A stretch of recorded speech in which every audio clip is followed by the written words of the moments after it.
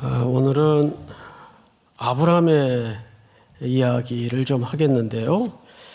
이 아브라함의 오늘 본문 이야기는 워낙 잘 알려진 본문인 만큼 또 어려운 부분이 참 많습니다.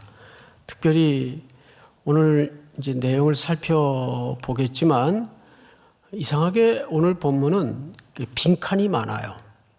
말하자면 설명되어지지 않는 내용들이 의외로 많습니다. 그래서 정확하게 문맥도 때로는 매끄럽지 않고 하기 때문에 우리가 이 본문에서 뭘 하나님은 얘기하고 싶을까? 본문을 쫓아서 오늘 12절까지 보도록 하겠습니다. 우선 1절을 좀 볼까요? 1절. 그 일 후에, 이 그 일 후에라는 것은 학자마다 좀 견해가 다른데 오늘은 본문 자체로만 좀 집중을 했으면 좋겠어요. 하나님이 아브라함을 시험하시려고, 목적은 정확하게 1절에서 소개됩니다. 하나님이 누구를 시험하시려고? 시험이라는 말은 검증하시려고, 그 뜻입니다. 검증하시려고. 가끔 우리도 이렇게 신앙의 여정을 걷다 보면 하나님의 아주 혹독한 테스트에 딱 얹어질 때가 있습니다.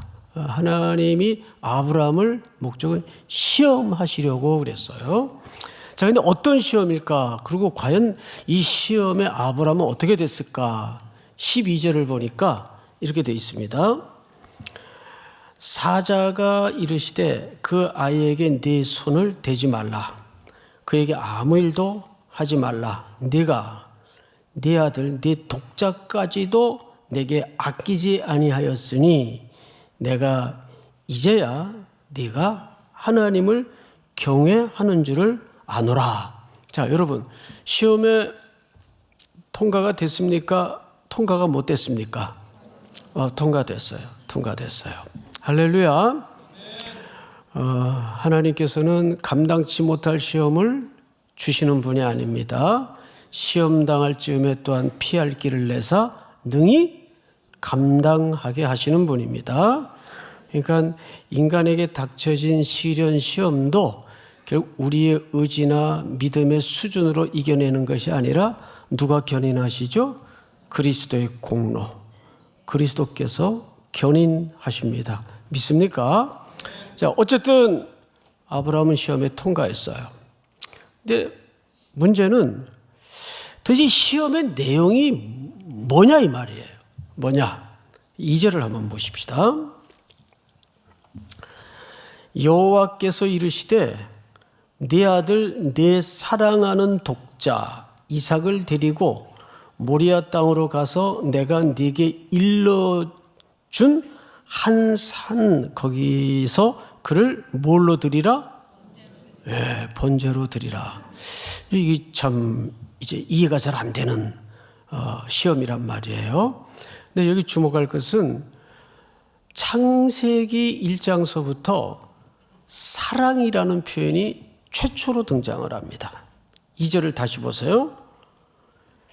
여호와께서 이르시되 네 아들 네 사랑하는, 등장하죠? 사랑하는 누굽니까? 독자 이삭. 자, 여기서 우리가 기억할 것은 첫 번째, 사랑이라는 표현이 최초로 등장을 하는 현장이고, 두 번째는 더 이해가 안 되는 게 아들을 인신 제사로 제물로 바치라는 거예요. 근데 여러분, 원래 성경에 보면 인신을 제물로 바치는 것은 금하게 돼 있어요. 그렇죠? 금하게 돼 있습니다. 자, 그런데 하나님은 왜 이렇게 말도 안 되는 내용의 시험을 아브라함에게 하셨을까?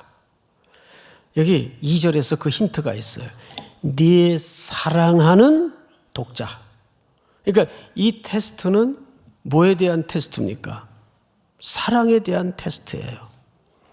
이 아들은 아시는 것처럼 늙음하게 정말 죽은 몸 같은 아브라함에게서 하나님이 선물로 주신 금쪽 같은 아들이에요. 그래서 여기 보면 최초로 사랑하는 아들 이렇게 돼 있어요. 그러니까 이 테스트는, 이 시험은 핵심이 뭐예요? 사랑이에요. 네가 이 세상의 어떤 것보다도 나를 먼저 사랑할 수 있느냐. 사랑에 대한 테스트입니다.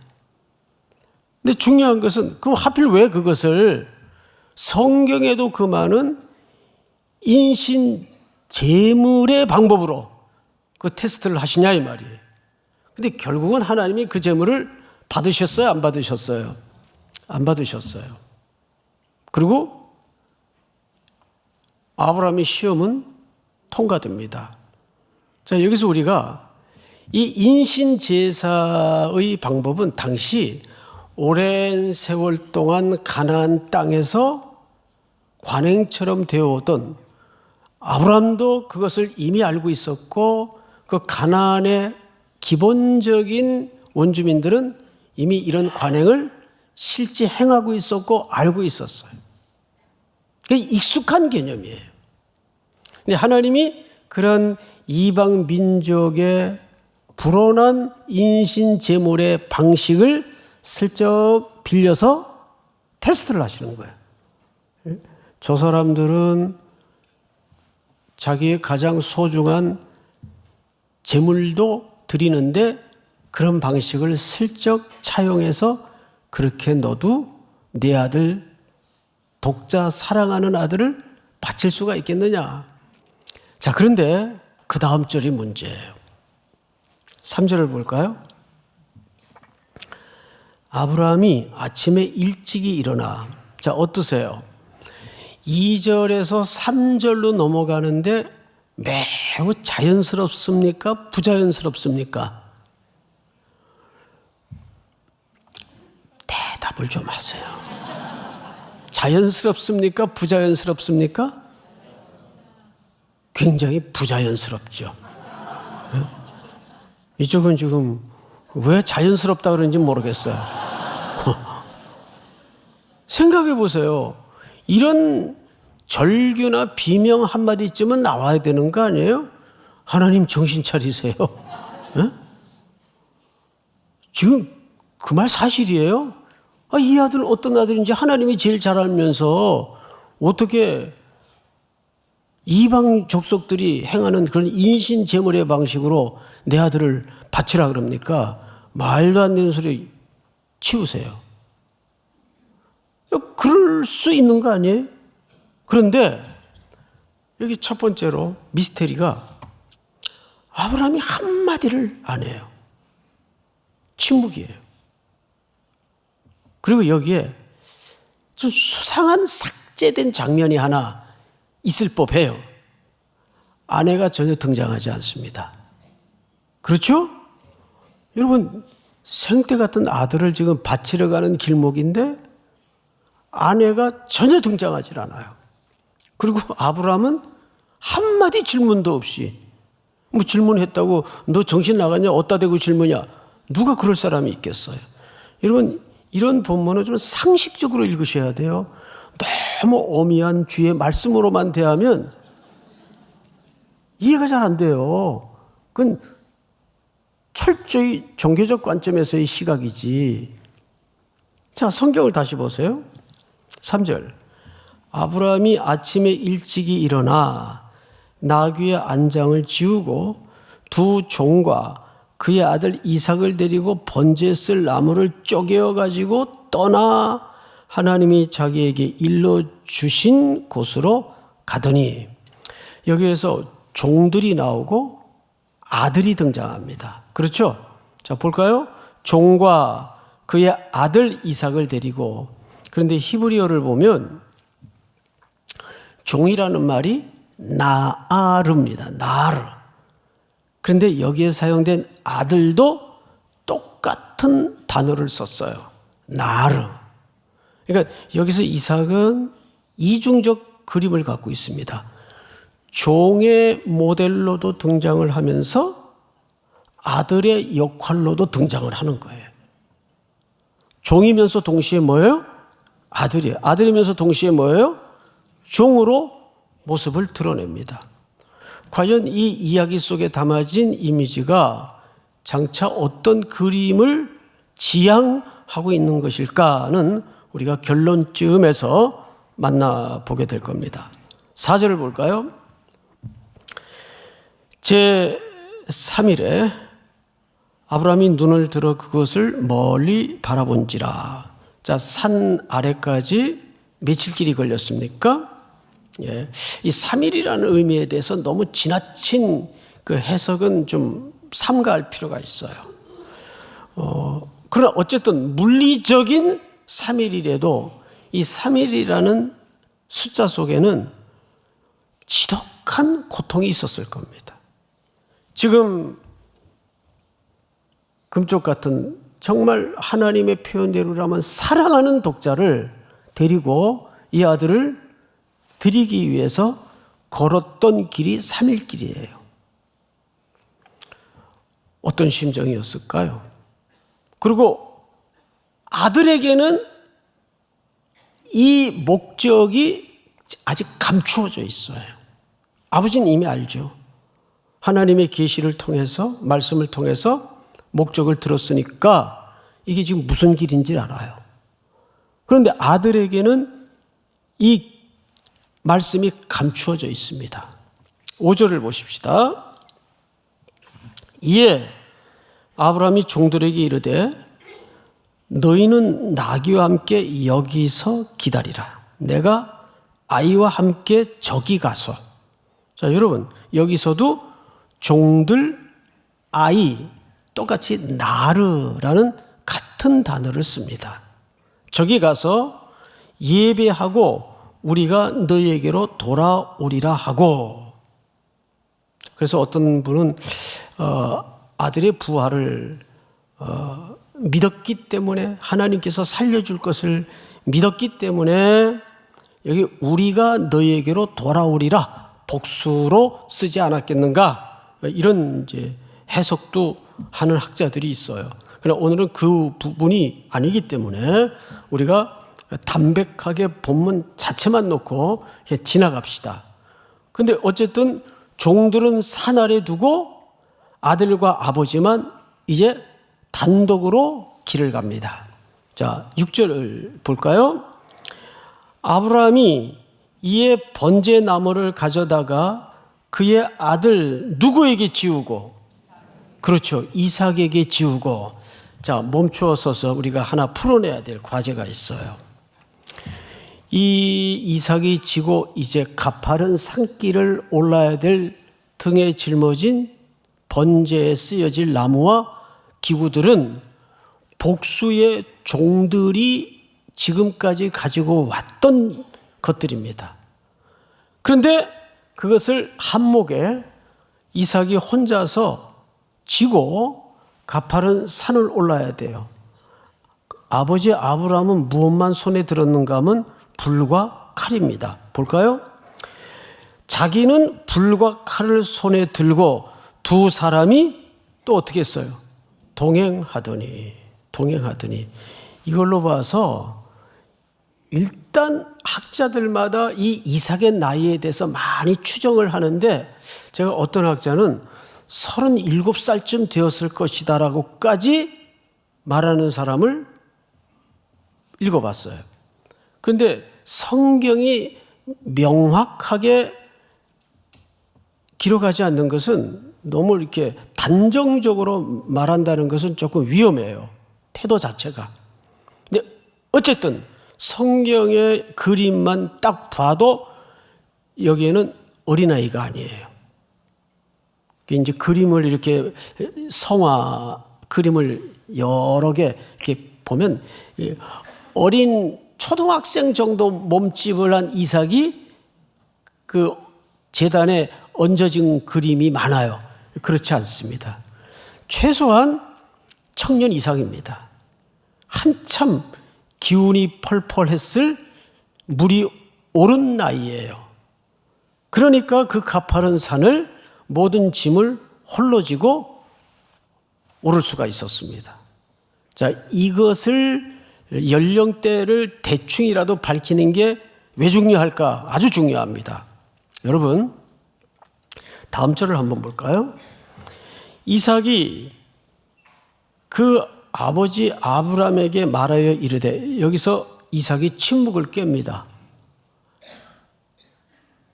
뭐라고 얘기를 하냐면 이렇게 얘기를 해요.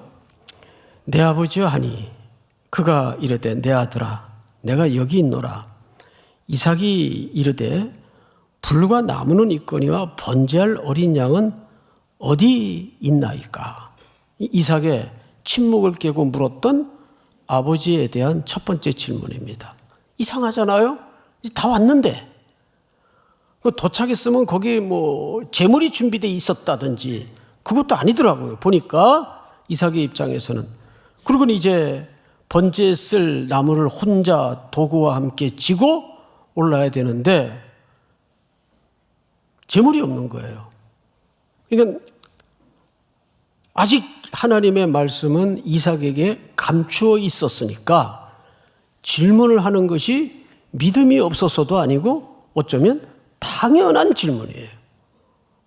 번제에 쓸 제물은 어디 있습니까? 이 질문을 아버지가 이제 아브라함이 받은 거예요. 어떤 심정이었을까요? 아브라함의 대답을 좀 들어보십시오. 7절, 8절, 아브라함이 이르되 내 아들아 번제할 어린 양은 하나님이 누구를 위하여? 자기를 위하여.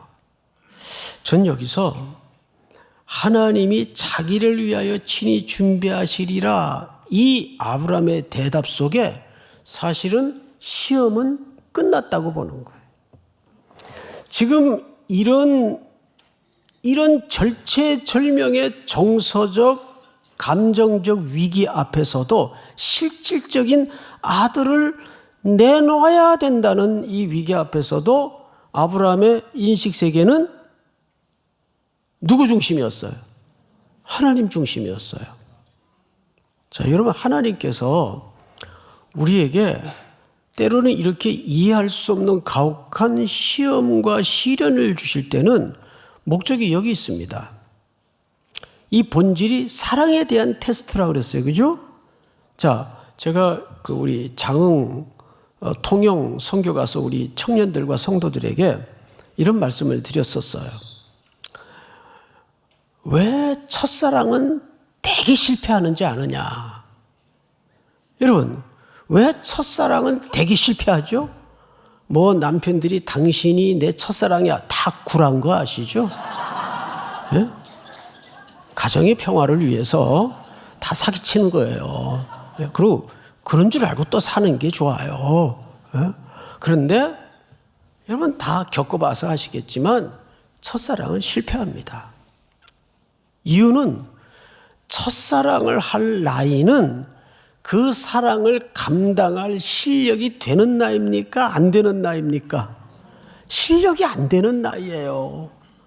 그러니까 사랑의 숭고한 가치도 잘 모르고 그저 열정 하나로 서로 사랑했다가 양보하는 훈련도 못 받고 서로 배려하는 것도 모르고 깨지는 거예요.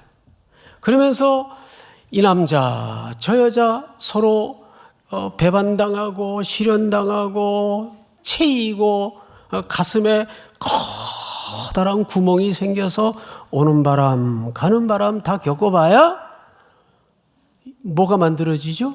용량이 만들어지는 거예요. 무슨 말인지 알겠어요? 그러니까 아브라함도 처음부터 이런 신앙이었나요? 그렇지 않아요. 창세기 12장부터 아브라함의 발자국을 쫓아다니다 보면 뭐 이런 사람이 믿음의 조상이었을까? 이해가 안 되는 장면. 심지어는 자기 와이프까지도 남이 나라 왕실에 팔아버릴 뻔했잖아요. 거짓말 시켜가지고. 얼마나 인생에 이상한 짓을 많이 했습니까? 야비하고 거짓말하고. 그러면서 그때마다 하나님이 그 위기를 일일이 견인하시고 덮어주시고 이끌어 가시는 것을 경험하면서 이제 아브라함은 용량이 만들어지는 거예요. 믿습니까? 이 굉장히 중요합니다. 그러니까 하나님이 우리에게 신앙의 시련을 이렇게 아브라함처럼 허락하실 때는 내 신앙에 자꾸 눈금을 만들어 가시는 겁니다. 이제 그 이유를 나중에 결론 부분에서 설명을 드리겠지만 그때마다 우리는 신앙의 눈금이 하나 만들어져요. 그래서 하나님과 신앙생활을 하면서 결국은 사람의 인생에 관한 이야기 같지만 아브라함과 이삭에 관한 이야기 같지만 이게 누구의 서사입니까? 하나님의 스토리예요. 결국은. 오늘 본문을 다시 그런 관점에서 보시면 이렇게 되어 있습니다. 8절 아브라함이 이르되 내 아들아 번제할 어린 양은 하나님이 자기를 위하여 준비하시리라 하고 두 사람이 또 함께 나아가서 할라크라는 말을 써요. 걸어가다 함께 걷다 그 말이에요. 자, 여러분 제가 이제 이 본문을 쭉 묵상을 하다가 그 니체가 쓴 글 중에 인간적인 너무나 인간적인이라는 책이 있습니다. 오래전에 대학 때 읽었던 기억이 나는데 제가 이렇게 기억이 되살아나면서 이런 생각을 했어요. 요즘 그런 말들을 자주 하더라고요. 가장 인간적인 것이 가장 신앙적인 것이다. 근데 그 말을 좀 거꾸로 해야 되겠다. 가장 인간적인 것이 가장 신앙적인 것이라고 말하면 차짓 휴머니즘이 신앙의 기초가 돼버려요. 그래서 거꾸로 얘기하면 가장 신앙적인 것이 가장 인간적인 것이에요. 이게 앞뒤 순서가 바뀌었을 뿐이 아니에요. 아주 중요한 순서입니다. 결국 사울이 어떻게 폐위가 됐나요? 사울이 헤렘법을 지켰어요. 다 잔인하게 진멸을 했어요. 그런데 제사에 쓰려고 뭘 남겼어요? 짐승 몇 마리를 남겼습니다. 그런데 그 남긴 핑계를 누구에게 댑니까? 백성이. 이게 아담적 속성이에요. 그러니까 우리가 신앙생활하면서 진짜 인간을 사랑하는 것은 가장 하나님적인 것이어야 합니다. 그분의 주권. 그러니까 아브라함도 여기서 뭐라 그래요? 하나님께서 준비하실 것이다. 그 하나님의 절대 주권을 믿는 고백, 그 신앙. 9절로 넘어갑니다. 하나님이 그에게 일러주신 곳에 이른지라 이에 아브라함이 그곳에서 제단을 쌓고 나무를 벌려놓고 그의 아들 이삭을 어떻게 했어요? 결박했어요. 이 대목 때문입니다. 조금 전 대충이라도 이삭의 나이를 우리가 알아봤어요. 어느 정도 나이였을 거라고요? 짐을 지고 가파른 산을 혼자서 그 짐을 지고 오를 정도로 건강한 청년 이상이에요. 그런데 만약에 그런 청년이 아버지 치매 걸리셨어요? 이거 지금 뭐 하시는 거예요? 라고 버텼거나 난 못해요. 그 하나님이 아버지한테 얘기하신 거지 나하고 언제 의논이라도 해봤어요? 라든지 하면 이 결박이 과연 가능했을까요? 불가능합니다. 여기에서 우리는 아브라함의 순종에만 초점을 맞춰서는 안 되고 누구의 순종에 초점을 맞춰야 될까요? 그렇죠. 이삭의 순종에도 함께 순종을 맞춰야 됩니다. 그러니까 여기에서 우리는 누구의 예표를 보냐 하면 십자가의 하늘아버지의 뜻에 순종하셔서 기꺼이 그 갈보리 언덕에 자기가 매달려 죽을 그 나무 십자가를 지고 언덕을 가파르게 오르셨던 어린 양 그리스도. 그래서 오늘 이 사건은 단순한 사건이 아니에요. 장차 하나님은 가장 사랑하는 독자 예수 그리스도를 이 땅에 어떤 심정으로 보낼 것이며, 그러니까 여기에서 아버지 아브라함이 무슨 말을 하겠어요?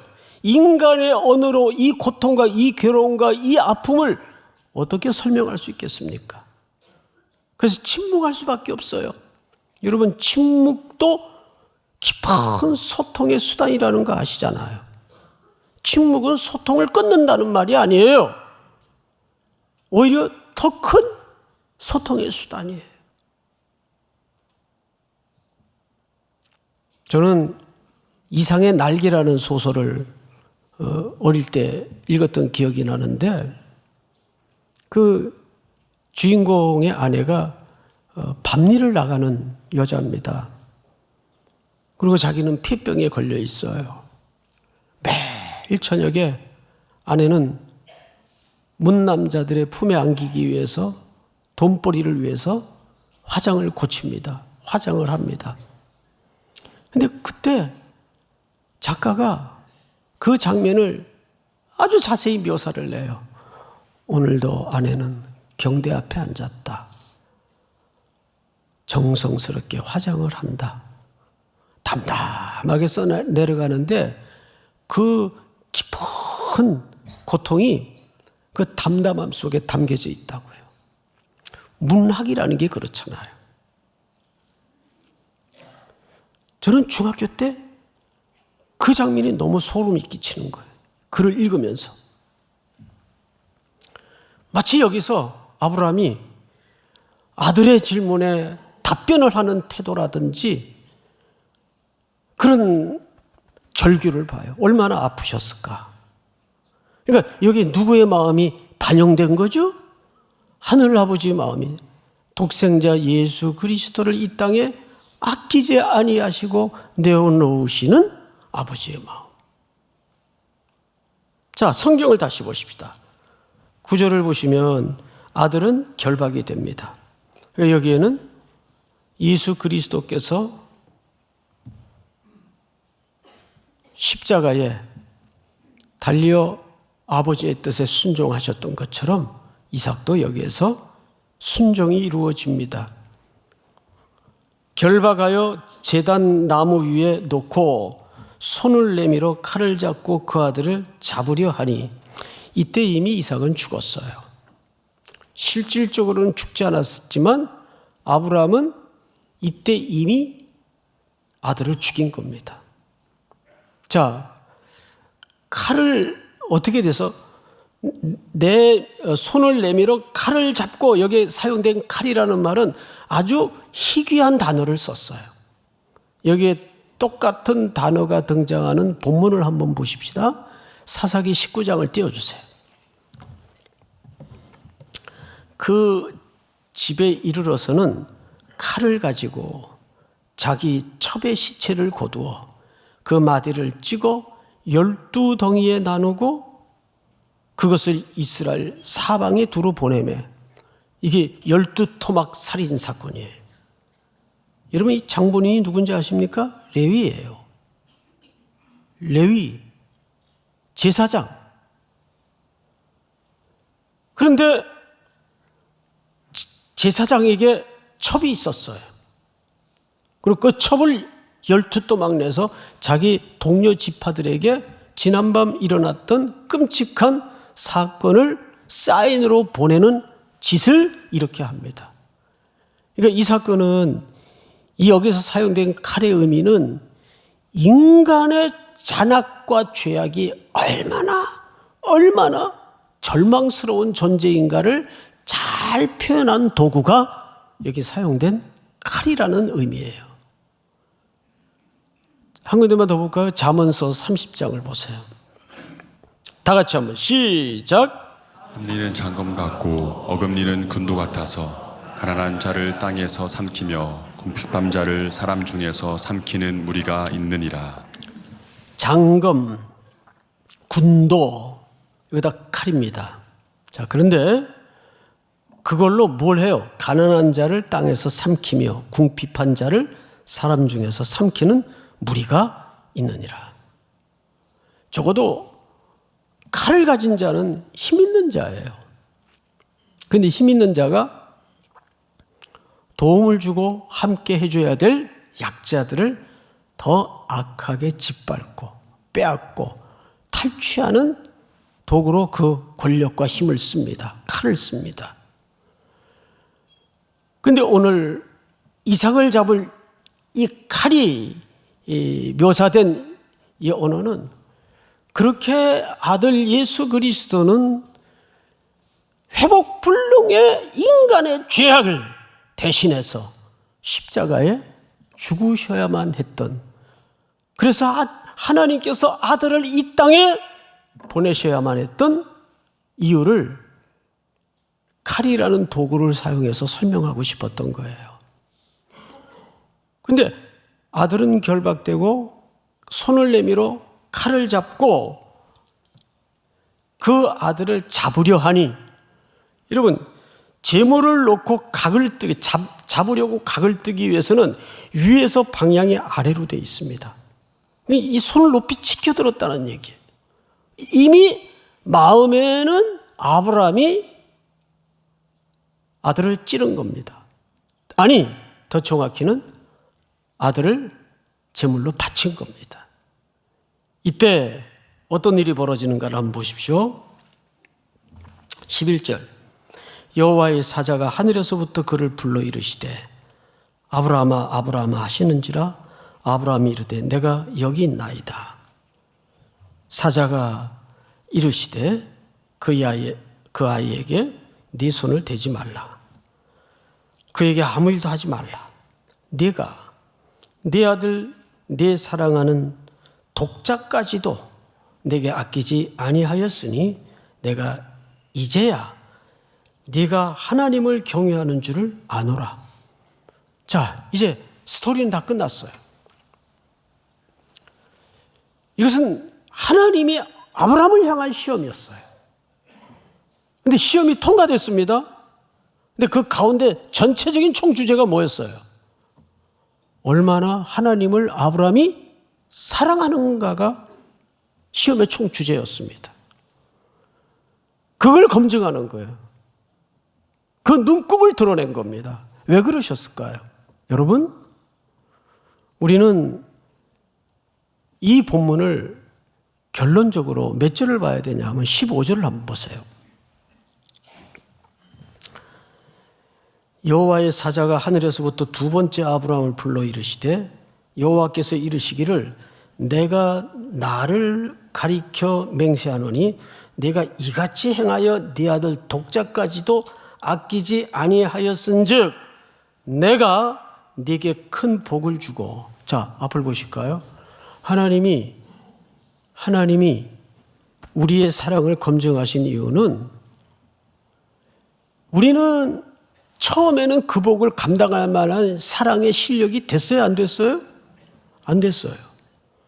여기까지 하나님이 아브라함을 견인해 오시면서 이제 사랑이 제대로 충만해 있다는 것을 확인하신 겁니다. 그리고 먼저 주신 게 뭐죠? 복을 약속하셨어요. 근데 이 복은 이미 하나님이 주시겠다고 약속한 복이에요. 근데 약속하실 때 바로 여기다 먹으라고 단박에 주지 않아요. 왜? 그때는 아직 이 사랑을 감당할 만한 실력이 됐다 안 됐다? 안 됐기 때문에. 줘봐야 이 복이 무슨 의미인지, 하나님을 사랑하는 게 뭔지, 강아지 눈도 안 뜬 시기였는데 그 복 줘봐야 다 말아먹고 그 복의 의미다우게 제대로 쓰여질까요? 안 쓰여질까요? 안 쓰여진단 말이에요. 그러나 그간의 수많은 곡절과 과오와 넘어짐과 눈물과 실패와 시련을 통해서 이제 하나님은 알았어요. 이제 네가 나를 경외하는구나. 여러분, 좌절하고 고향에 낙향한 베드로를 추적하셔서 예수님도 마지막에 물었던 질문이 뭐예요?